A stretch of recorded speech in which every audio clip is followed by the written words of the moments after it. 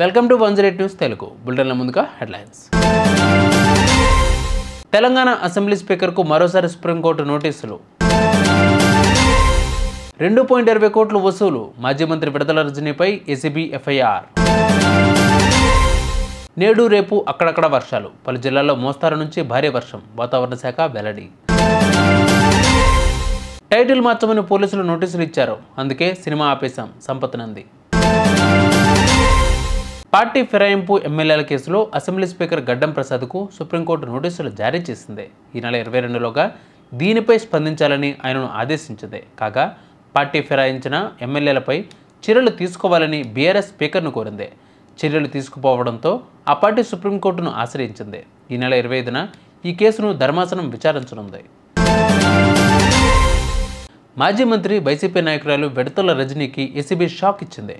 YCP హయాంలో పల్నాడు జిల్లా ఎడ్లపాడులోని Shri Lakshmi Balaji stone crusher యాజమాన్యాన్ని విజిలెన్స్ తనిఖీల ముసుగులో బెదిరించి 2.20 కోట్లు అక్రమంగా వసూలు చేశారనే అభియోగంపై రజనీపై ఏసీబీ కేసు నమోదు చేసింది. ఆమెతో పాటు అప్పటి గుంటూరు ఆర్బీఓ ఐపీఎస్ అధికారి పల్లె జాషువాతో పాటు మరికొందరిపై ఏసీబీ కేసు నమోదు చేసింది.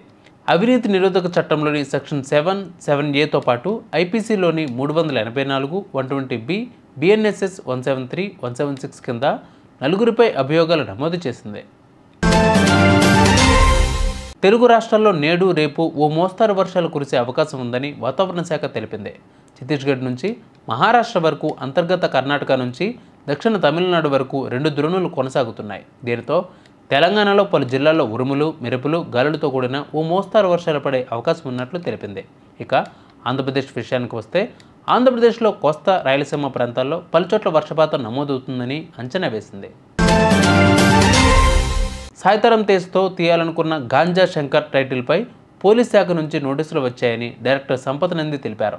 నేను అనుకున్న కథలో కంటెంట్ ఏంటో పోలీసులకు తెలియదు, కానీ టైటిల్ మార్చమని నాకు హీరోకు నోటీసులు ఇచ్చారు. వారిని కన్విన్స్ చేయడం కంటే నేనే కన్విన్స్ అవ్వాలని నిర్ణయించుకున్నాను. అందుకే గాంజా శంకర్ ఆపేసి శంకరుడి మీదే ఓదెలా 2 మూవీని తెరకెక్కించా అని చెప్పారు. ఈ మూవీ ఏప్రిల్ 17న విడుదల కానుంది.